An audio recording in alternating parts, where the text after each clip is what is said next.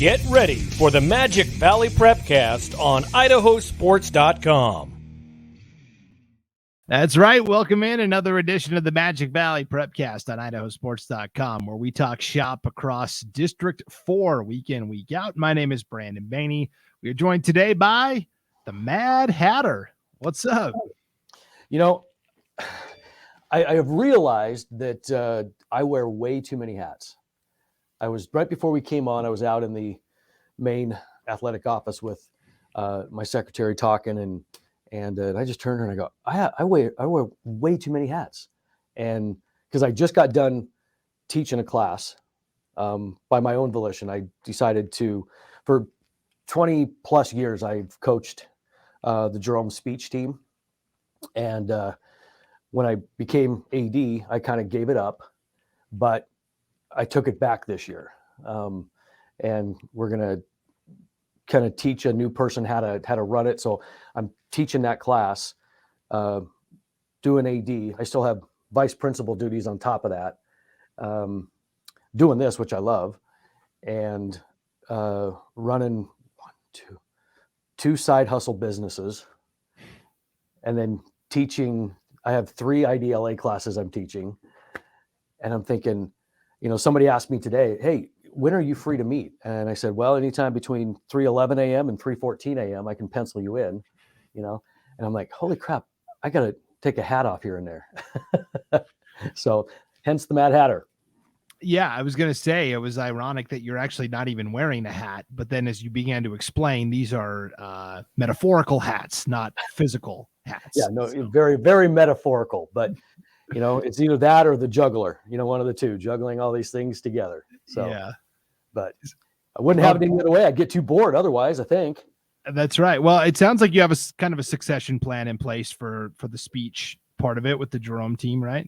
Well, if I can ever get myself to give it up, we've been, I'll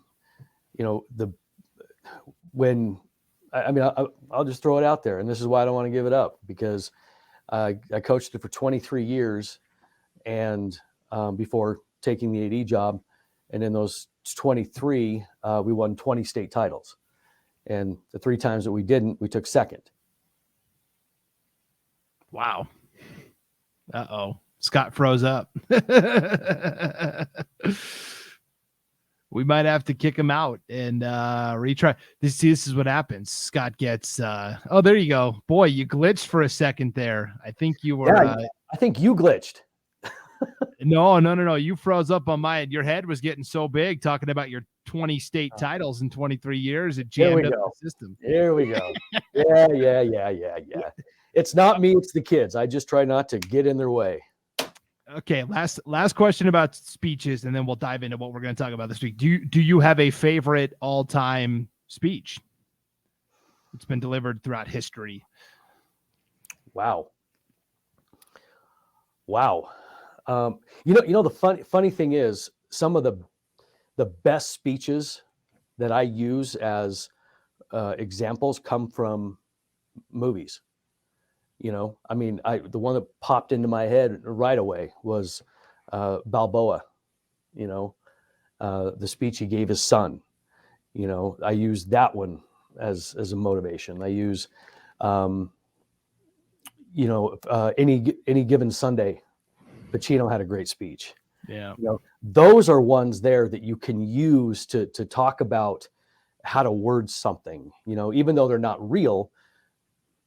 They're presented in a way that you're trying to emulate, so I use a lot of those. That's pretty good. I will give you 2 quick ones. Non-sports category, give me liberty or give me death. Little Patrick Henry for you. Yeah, right. Colonial times. Sports category, it's got to be when the late Jim Valvano went up on stage at the ESPYs in 1993. I mean, he was weeks away from succumbing to cancer. He physically could barely stand, but he delivered, a 17-minute speech that just, every year I watch it and it's just great. So, well, and that one is so good because it is such a raw emotion. And that's the part that you don't really get when, you use those movie speeches. I mean, those are obviously canned in practice. But that raw emotion there's another one that jumped out when you talk about getting on stage that I really liked was Matthew McConaughey when he was talking about chasing himself 5 years down the road, 10 years down the road. That one was a really good one too, with a very strong message. So yeah, there's all those little tiny bits and pieces of speeches that we try to snip it out and use to show these kids, hey, whatever. But there's like 14 different categories these kids are competing in, from sales to informative to persuasive to, radio to whatever. So, I mean, it is so diverse. It is so crazy, this whole speech world, that I somehow found myself in 20 some odd years ago. But so much fun. Yeah, that's incredible. And here we are. I didn't even think we would be talking about speech here at the start of the show, but that's why it's so entertaining. You never know what you're going to get here on the Magic Valley Prepcast. No, you don't.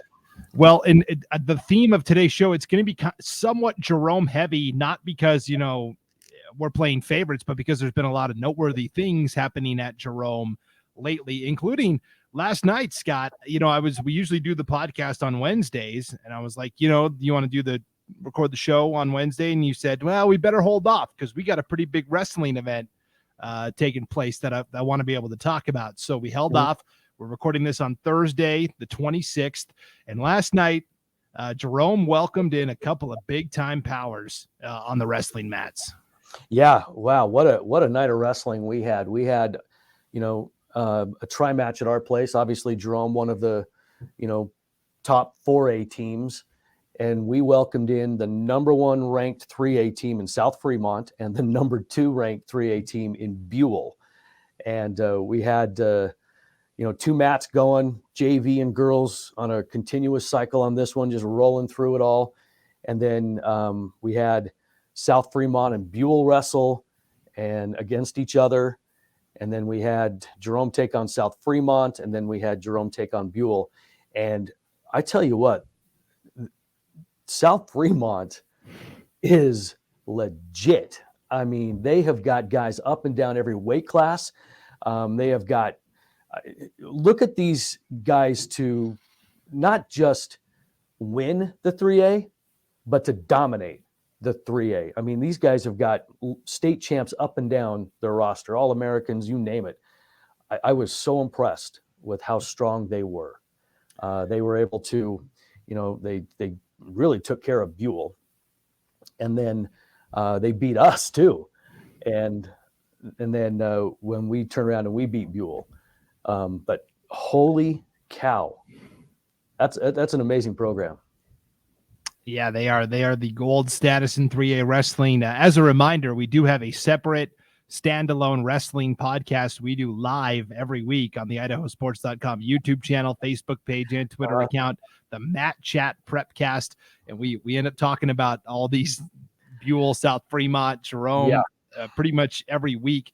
South Fremont dueled Meridian earlier this year, the 2-time 5A champs, and they beat Meridian in a duel, which tells you how legit they are. Oh yeah. I mean, South Fremont is arguably the best team in all divisions, period. The end, 5A, 6A, 12A, doesn't matter. Those guys are so good that they would challenge any 5A team. And they have, obviously. And you talk about the Matt Chat, my secretary in the other room there, she is addicted to the Matt Chat. So she's got a granddaughter that wrestles for us. And so she is learning all about wrestling. And it's been something that she's never, really kind of exposed herself to. But now that we started the girls wrestling this year, her granddaughter is doing it. And boy, I tell you what, I walk in and she's got the Matt Chat on and listening in. I'm like, okay, welcome to Idaho Sports. She's like, I know, I've already listened to you guys' podcast. Now I'm listening to Matt Chat. I'm like, we got her. And another one bites the dust. That's right. That's right. Yeah, and I will tell you, I think the only team that has beaten South Fremont head-to-head this year, Scott, you're not going to like this being a Jerome, it's Minico. Yep. That I can see, because they are powerhouses too. I mean, you look at 3A, South Fremont's going to run away with it. Minico should repeat. They're that loaded, that good, bringing a lot of people back. So that match right there, Minico and South, would have been a fun one to watch, so. Yes. And it's right around the corner. Yeah. State is fast approaching. Minico actually is kind of hosting the premier event this weekend, the annual Red Halverson invite. So that's going to be going on at Minico. I will say, in defense of Buhl, all our Buhl fans that are watching / listening to the Prepcast, Buhl is a little banged up right now. So I don't know if it was the full lineup that was battling South Fremont. I think Buhl has an outside chance at getting that 3A title, but a lot of things got to break their way. But no, and I think you're absolutely right. And I'm glad you made that point too, because I was talking to Kelly Bartlett, one of their coaches, and who's been a friend of mine forever. In fact, when I was in high school, he was on the football coaching staff when I played many moons ago. But he was telling me the same thing. It's just like, we're banged up right now. We're not healthy, and so even though South Fremont did dominate, they didn't get a healthy Buhl team, and Buhl is every bit as deserving of that number 2 ranking behind South Fremont. And you're right, never say never, but they will have to have a few things break their way. But Buhl is a legit wrestling program this year as well. I don't want to take anything away from them. Yeah, they're a team that's been fun to watch, certainly. All right, let's one more thing really quick about that too. And you get that situation going. There's a lot of chess playing going on with coaches about who they're going to let wrestle, because they know that maybe they want to send a message to another school or another team where they don't wrestle against this team, but they will against this team. Like they won't put their 182 in that match, but they will in this one. So there's some strategery going around. And so when you get these kind of things, that that's happening. We didn't do it because we had nothing to lose. I mean, Buhl and South were both 3A powerhouses. So I know they were kind of jockeying some of that stuff around a little bit too. When you get those teams together, there's some chess matches going on. Yeah, for sure. All right, well, let's shift from the wrestling mats where things are pretty clear cut over to the very messy world of the Great Basin Conference in both girls and boys basketball. Let's start on the girls side. You've still got Minico as the team that's in. So everybody in the Great Basin pretty much in girls basketball has one regular season game left, and then we're going to get into district play next week. In fact, Scott, statewide tonight, the very first girls district tournament game takes place. Do you know what it is? Trivia time. Do you know what the first postseason girls basketball game is going to be? It's tonight. It's going to be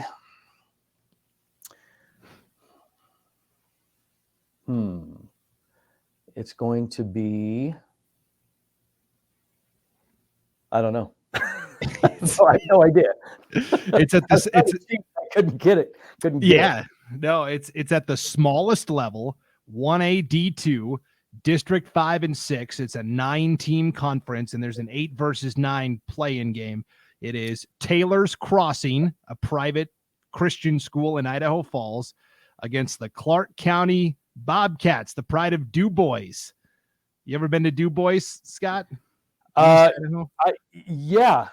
have, and I cannot. I don't know why. I mean, not that it's not lovely this time of year, but just can't. I can't recall why I was even there. Yeah, but it was. It's crossing. Yep. How about that? Yep. So the postseason starts tonight. We'll have again all the girls district brackets up on our website, IdahoSports.com, and next week, Scott will probably put the brackets up on the screen and kind of go through the Magic Valley stuff and what's happening with girls basketball districts. Because really outside of that one league in East Idaho, things really get started next week for postseason basketball. So anyways, bringing it back to the Magic Valley, Great Basin has pretty much one game left for everybody. Minico still leads the way at 10-1, but then you've got this log jam where Mountain Home, Jerome, and Twin Falls are all 7-4 and tied for second. And the big story last week was Minico at 10-1. The lone blemish came to the Jerome Tigers. Jerome gets it done and wins in a very tight game, 51-50. Yeah, that really kind of did a lot to mess up the standings for starters. Not so much for Minico, But the mess that you just mentioned with, Twin and Mountain Home and Jerome and whatever, and depending on how everything shakes out, we were going through this yesterday. If this team beats this team, but this team, it looked like the NFL playoff scenario, right? So we could either be the 2, 3, or 4 seed going in, depending on how things shake out. But that game against Minico was a really good shot in the arm for us, because we came out of the Christmas break just really kind of lethargic, and teams do that sometimes. They just have a hard time finding the rhythm again. And that was us, our girls. But for some reason, they showed up that night and just battled. And I tell you what, CJ Lotta is legit. I mean, that's a D1 player right there. She single-handedly kept her team in the ball game, which she does all the time, but we were tied at half, 28-28, battled in the third, came out in the, towards the beginning of the fourth, end of the third, and stretched a lead out to 10. And we started to pull away, and Lotta would have nothing to do with that. So she kind of started making her move. And next thing you know, it was a 1-point game, and our girls would step to the line and start missing free throws. Plenty of opportunities to ice it and put it away and extend the lead and make it 2-3 possession game, but they never did. And so it came down to the final seconds to where off some more missed free throws, Minico had a shot down by 1 to win it. And defensively, we kind of rose up and didn't allow them to get the shot off. And we tiptoed out of there with a huge win over Minico. And teams like Minico, that might wake them up a little bit too, let them know they're not impervious to anybody, that they could be beaten on any night as well. And so sometimes in that situation where you're the number 1 team and you finally take a loss, it kind of just sharpens your edges just a little bit, so it will be interesting to see what happens in this district tournament, because any team can beat any team. I think Minico still is head and shoulders, night in and night out, better than everybody else. But in a 1-game scenario or whatever it is, anybody can fall. Yeah, and it's been fascinating to watch all of these teams grapple for control of the league this year, because really the last 3 seasons, especially the last 2, I mean, Burley has had just a grip on this league to the point where they've dominated, right? Yeah. And obviously they lose Coach Whiting and Amari Whiting, and that created this void. And we were all wondering, okay, which team is going to step in and take this thing, because there was no shortage of good teams. And I honestly, I still don't know. I could tell you these 2 teams for sure are going to be the teams that represent this district at state. Mountain Home is the team that's got the most experience in terms of the postseason, right? And getting to state among this new group. But for Minico, Jerome, Twin, this is all kind of new territory. Yeah, it is. And you look at this conference and, you've got 3 teams with 4 teams in the conference with winning records. And, Minico sitting ahead of the conference and will be the number 1 seed going in. I mean, but Mountain Home with a 16-4 record, and all 4 of their losses are conference losses, one of them to us. And Coach Keener and Maddie Keener, their point guard, I mean, they're the ones that kind of drive that ship, and they're very capable of pulling an upset. I don't even want to say an upset when they're possibly the number 2 seed. But I mean, that's a team that could do some damage in the tournament as well, and maybe sneak into the state tournament. We're hopeful that Jerome can battle and do that. But Twins, one of those weird ones, because Twins sits with a 7-4 record, a 9-10 record overall. But that 9-10 record is a little misleading because of who they play, and they have been our nemesis because they beat us twice. So it's been a kind of a weird thing with Twin, but they could sneak in there as well. So who the heck knows? That's going to be a wild tournament, I'll tell you that much. Yeah, this is a guard-driven league. Keener for Mountain Home, CJ Lotta for Minico, Hallie Egbert for Twin Falls kind of stirs the drink there. What is Jerome? Is Jerome led by guards, or is it more inside out? No, we're very guard oriented. We can put 4 guards on the floor that can shoot a little bit, but I think we just don't have like really that standout player like the Lotta, like the Keener. We just have a bunch of girls that can just get it done. They play hard, they play scrappy, and they eat a ton of gummy bears. I kid you not. Every game I go to, they are sitting together with this ginormous bag of gummy bears, and that's what they do. And they're kind of getting a reputation for being the gummy bear people. And it's a practice too. They go get a drink of water, handful of gummy bears, and it's like, what is wrong with you people? But it's kind of their staple and kind of their thing. And they're a ton of fun, but they play hard and they're energized by gummy bears. Oh, that's so strange. But hey, if they keep on winning, then you'll have to. It's like in baseball or softball where you've got the huge container of the double bubble. You'll just have to get a huge container of gummy bears to have on that bench. Oh my goodness, yeah, they have stock in the what is it called, the Haribo? Yeah, that's it right there. I know they got stock in that. So yeah, and every time I walk by them, hey, Coach Burton, you want some gummy bears? And you know what comes to my mind? Ferris Bueller. It's been in my pocket, it's warm, or whatever that was when at the end. I'm like, oh geez. But the funny thing is, I am thinking that. I know they're not thinking that because that's too old school for this generation, right? Yes. So anyway, stuff that goes on in my head, Brandon.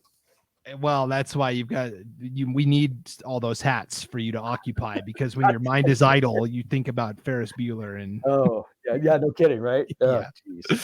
Yeah. All right. Well, let's talk some Great Basin Conference boys basketball, Scott. I'm convinced nobody wants to win this thing. And I say that jokingly, of course. It reminds me a lot of the Big 12 in college basketball right now, where the league is just a gauntlet and winning on the road can be difficult. You've got currently in the league standings, Jerome and Twin tied for first. They're both 5-3. Twin just beat Jerome by 3 earlier this week. Then you've got Minico and Canyon Ridge both at 4-3, and then Wood River at 3-4, Mountain Home at 3-5, and Burley at 2-5. Let's talk real quick first of all about that Twin Jerome game that happened a couple nights ago.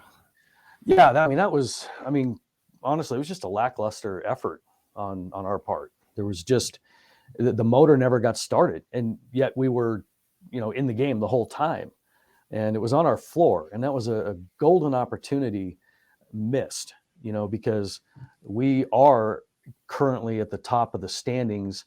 But that split will be interesting because now Minico, for the longest time, they were the ones that were in charge, but when Brevin got hurt, that kind of opened the door just a little bit.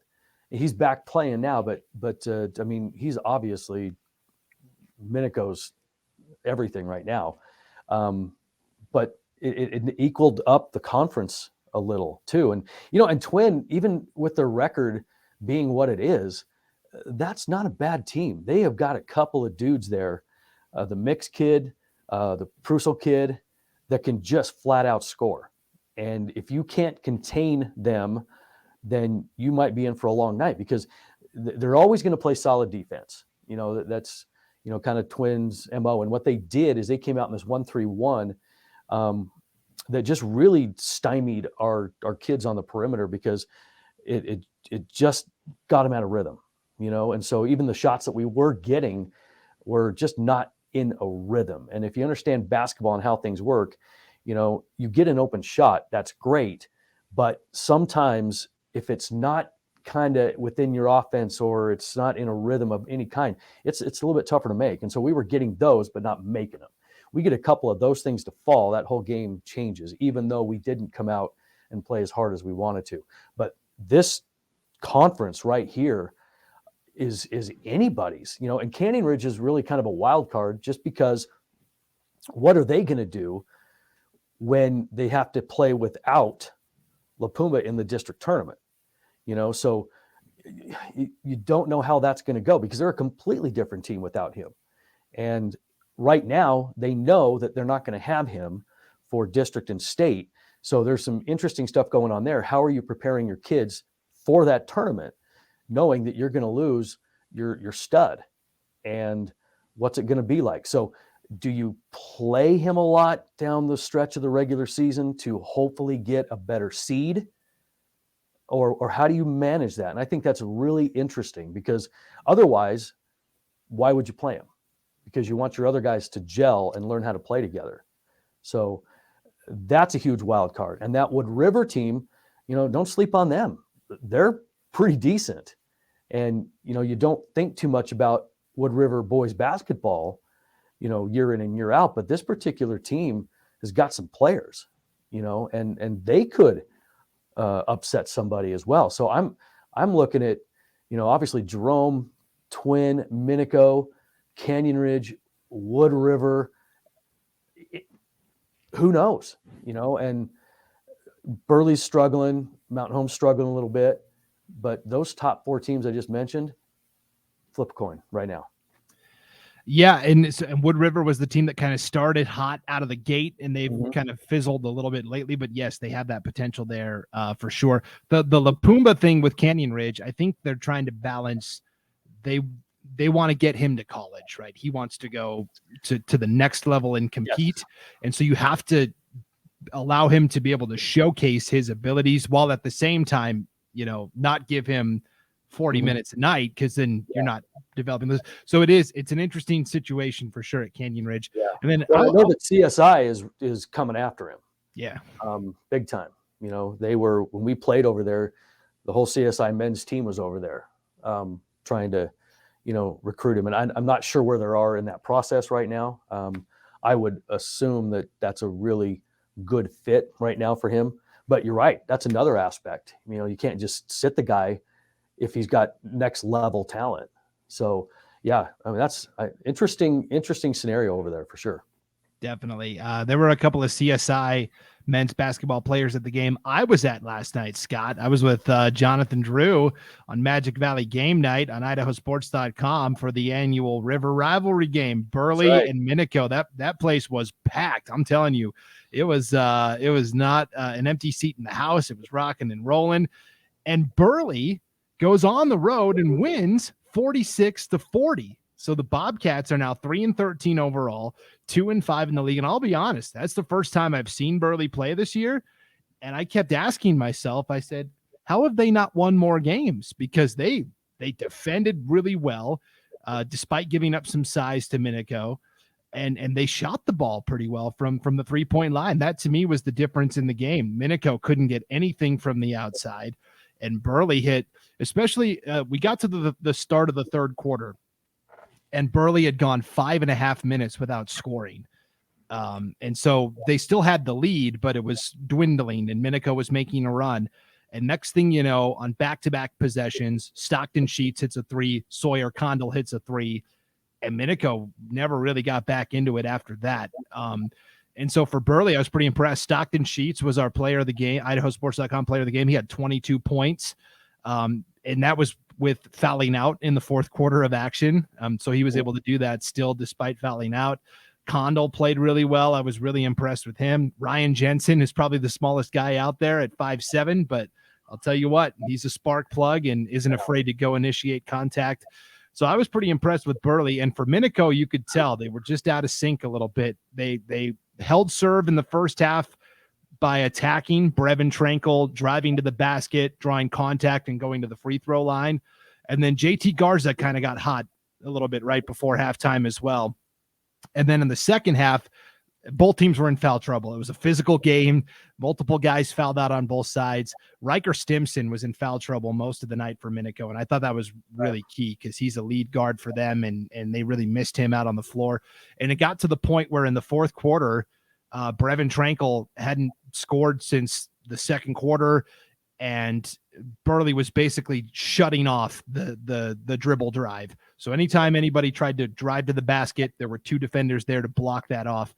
It got to the point where Brady Tranquil started posting up Brevin on the block, down low in the fourth quarter to try and get him going. And he did get to the foul line a couple more times, but to me, it was really interesting watching these two coaches mix and match and go against one another. But man, that was a good win for Burley, I thought.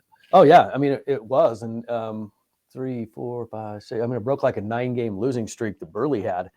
But, they say about rivalry games, I mean, you throw records out the window, and especially when it comes to Burley and Minico. But, I kind of walk back a little, or want to add to what I was saying about the conference.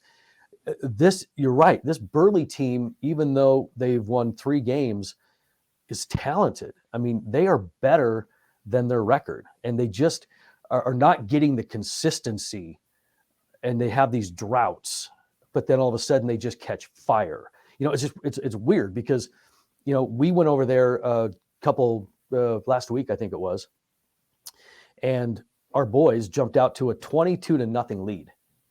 Before you could blink, we're up 22-0, and they didn't quit. Burley didn't quit. Next thing you know, they're chipping away, and then they got hot behind the arc with Sheets leading the way, and then Trevino got going in the paint a little bit, and next thing you know, they have cut it to like a 1-point game in the fourth quarter. They came all the way back, and that was over at Burley. So that particular team does have some pieces that could possibly pull an upset as well. So yeah, I know I mentioned the top 4, but God, Burley is just, they can do it. But, you look at who they've been playing too. I mean, all those losses, they went to a holiday tournament and lost to Star Valley, Wyoming. They lost to Spring Creek, Nevada. I mean, they've lost to Bonneville, Century, Preston, Pocatello in that stretch. And there's some good teams I just mentioned, so that's a team that might be a little bit better than the record, obviously. Yeah. And Minico basketball fans, we will be back at Minico 2 more times next week. Next Tuesday night, Minico hosts Pocatello in a pretty juicy non-conference battle. The Thunder are still undefeated in 4A hoops. Mm-hmm. And then next Thursday night, we'll be there for Jerome and Minico as well on the boys' side. So we'll have 2 games. That'll be interesting too, because that might carry some seeding implications for the district tournament. Yeah. And Minico is a tough place to play. Yeah. So that could be a really fun game. Yes. So I will be there for both of those games next week at Minico. That should be a really good time. All right, let's take our weekly stopover to the 1A D1 Snake River Conference, Scott. Time to profile a different team. This time we're going to talk about Shoshone. The Shoshone girls have had a really nice season. Now their overall record's been dinged a little bit just because of the conference they play in, but man, they still have had a really nice season. They're in the top 6 of the league standings. They hosted Cary earlier this week in what ended up being a really close battle. Cary kind of had to hold on as Shoshone made a late rally, and Cary ends up winning by 3. But also before the game, they had kind of a special ceremony for Tim Chapman, who's been he's the athletic director at Shoshone. He's been the girls basketball coach for a long time there. And he's going to be hanging it up when the season is over. So he got a nice little tribute, and it was a really special night out there in Shoshone. Yeah. And when you talk about just really good people that are in the sport, Tim Chapman is near the top of that list. I mean, this guy, and he's been a friend of mine for quite a while, but he really is one of the good guys, that you hate to see leave. I mean, he's been the staple of the Shoshone community, 32 years of coaching, which is insane. He's won 533 games as a head coach, been to state 17 times, has taken a 4th place trophy home, 4 3rd place trophies home, a couple of 2nd place trophies home from state, and has won 2 state titles. So 11 district championships, conference coach of the year 15 times. State coach of the year twice. This guy is one of the more influential basketball coaches for his community than you'll find anywhere, and just a really good stand-up guy. And I was talking to him a little bit this week and asked him kind of, how did you know it was time to retire? 32 years, what's 33? and 34, whatever, kind of all blurs together after a bit. And, he said he thought about retiring after the 2019 season when they won a state title, right? But he got a letter from his daughter, Carly, that who's going into her freshman year and asking if he could coach her for 4 more years, if he would stay. And so he decided, all right, when she's done, I'm done. And she's now a senior, and she's playing some great ball. I mean, she's average, and his daughter's averaging 15.7 boards a game. And he's like, well, what more could I ask for? I'm going out, leaving as my daughter graduates. So I mean, what a storybook ending that goes. Because when you're a coach, you can hang it up with your kid like that. Man, that's awesome. And so that's what's happening over there. Yeah, that'll be a really fun journey to see how Shoshone can navigate this district tournament that we talked about with Oakley and Raft River and Cary and Murtaugh and Lighthouse and Shoshone. That's 6 really good teams that are going to be fighting for 2 spots to state. And Scott, you're going to have a front row seat for most of it. It's going to be mostly at Jerome High School.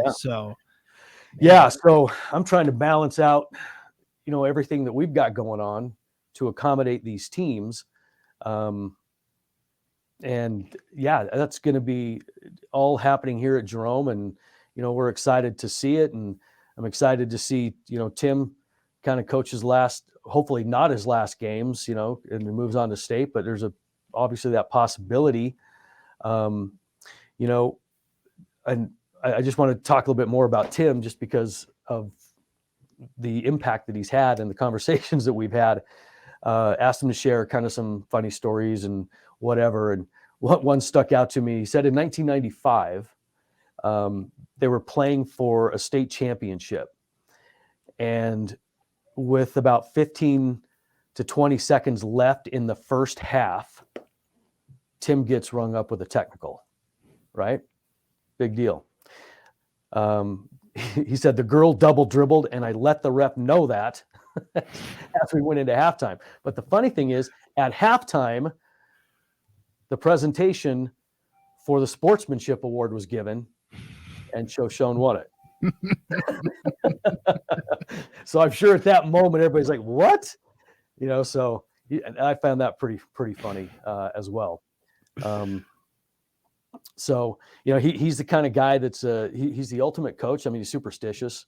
And he told me that he's thrown out ties that he's worn because they lost in that tie. And he's known for the Chapman time, which means Tim's one of those guys that he lives by the 15-minute rule, basically says if you're not 15 minutes early, you're late. And so they call that the Chapman rule. And everybody over there knows it, and you're dealing with Tim, you better make sure that you're there. He did tell me too that, he goes, in 32 years, I've never missed a call. And, you're talking about his relationship with the officials. And if you know Tim, what he looks like, he wears glasses. And one of the things he likes to tell the officials too is that he goes, I've never missed a call in 32 years. I have 4 eyes, you have 2. And it seems to work for him, but he's well respected enough to get away with stuff like that. And so, when they gave him that presentation before the game, people got up and said some stuff and they said that he always has a note card in his pocket at all times. And so apparently he's got a note card with him as well as a red marker. Those 2 things never leave him. And he goes, he does stats every night after every game. He goes, some clothes have never been worn again due to a bad game. His daughter has picked out his tie for the last few years, so whatever he's wearing is her choice.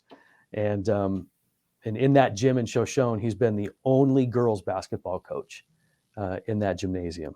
And so, there's just so much about this guy that over the last 32 years that he's influenced all of his players, fellow coaches, his community. And so when somebody like this does step down, it is worth talking about, because, that's dedicating your life to a sport, to the development of athletes and to young men and women. And so, the basketball world's going to be, have a void to fill with Tim leaving, because he has just been that kind of good guy. He's still going to stay on and do AD stuff, but the basketball world's certainly going to miss him. And so happy basketball retirement to one of the best guys I know, Tim Chapman. Yeah, that's the next time we're talking about the gym there, it's probably going to be the Tim Chapman gymnasium, right? That's the kind of thing you get. Really. Yeah. Yeah, for sure. If he's been the only coach there.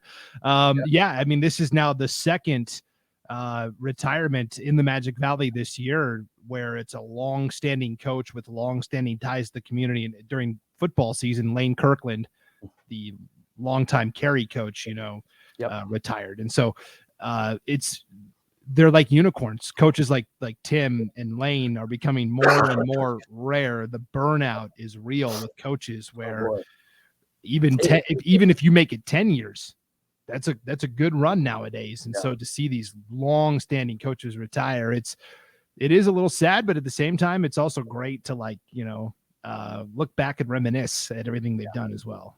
Oh, absolutely. And they are a dying breed, these long-term coaches, because I mean, you think of the things that Lane and Tim have seen and the changes that have happened in the game, the society, demands, all of it it's so different than when they started. And kudos to them for sticking it out as long as they did, because coaching in this world versus coaching back in the day, I mean, it's night and day. And so, the burnout is real, because, back then it really was season to season. You coach in your season, you move on. You coach in your season, move on. I mean, everything was simple, and which attracted a lot of people to the sport. And now it's not like that. It's year round. It's specializing. It's, AAU, which wasn't around back, that long ago, but now it is a completely different animal. And if you're not committed to it 100% with the time, and your family better be on board and blah, blah, blah. I mean, it is so hard and demanding to do it and be successful. And so, again, kudos to guys like that stick it out for as long as they do. Definitely. All right. Before we get out of here real quick, I wanted to touch on the 1A D2 Sawtooth Conference, boys basketball as well, where you've got this race to the top between Camas County and Richfield. These are two universally lauded top 3 teams in the state of Idaho. It doesn't matter if it's media poll, coaches poll, IdahoSports.com power rankings, whatever it is. The top 3 is in some order: Rockland, Richfield, Camas County. And the crux of it is that in a 4-team league, one of those two, Richfield or Camas, is going to be left at home for state. It's a 1-bid league, the state. So they've played twice this year. Each team has won, Scott, at the other team's place. So Richfield went to Fairfield earlier this month and got a 57-52 win. The rematch came in Richfield last week, and Camas won that game 44-39. So it's pretty much as even as it can get. Yeah, and that's the sad part about that whole thing is, in the coaches poll, they're 2-3. So we're going to leave one of them home, and that's the unfortunate part.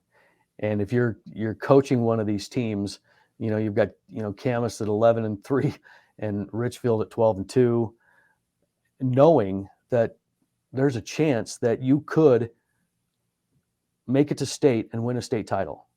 Obviously you got to get through Rockland, right? But you have a chance to win a state title. You get there, you have a legitimate chance to win, but you also have the realistic possibility of staying home. Talk about the extremes on that one. But looking ahead, they both have Rockland to play, correct? Yeah, so Richfield played Rockland last night. They went to Rockland. Oh, right. Yes, I couldn't remember if it was tonight or last night. And Rockland won that game 48-32.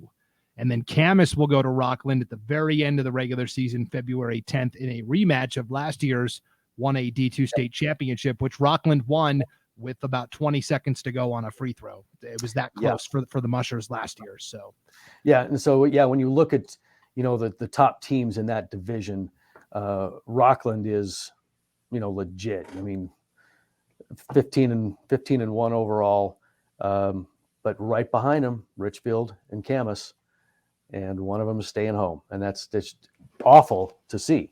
And because Richfield and Camas are both receiving first place votes in the state, so I don't know. We'll see what happens. There's a lot on the line for these two teams. Yeah, and I think they know that. Then that's why they both scheduled road trips to Rockland to try and get ready for this do or die situation. Camas also this week beat Wendell in overtime, so that's a 1A D2 beating a 2A.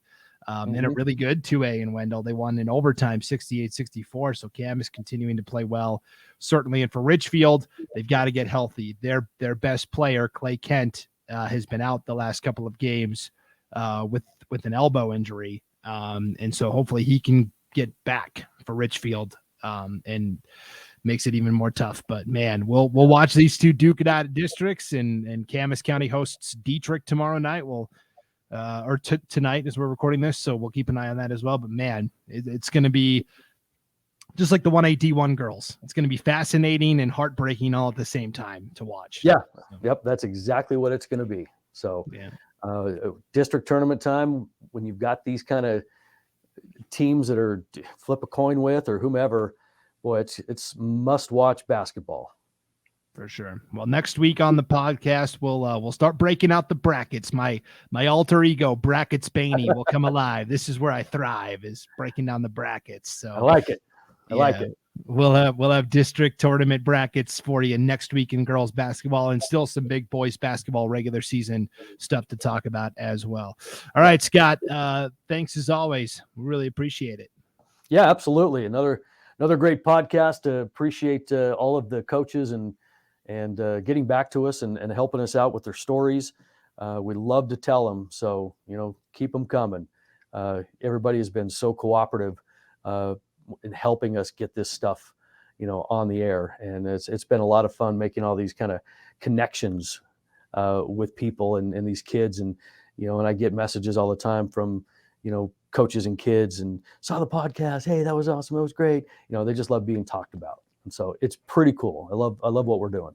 Yeah, it's great to shine that spotlight on everybody. And if there's a story or a team or a player you want us to talk about, send me an email, brandon@IdahoSports.com. All right. Well, enjoy the competitions this weekend, everybody. And we'll see you next time. For Scott Burton, I'm Brandon Baney on the Magic Valley Prepcast on IdahoSports.com.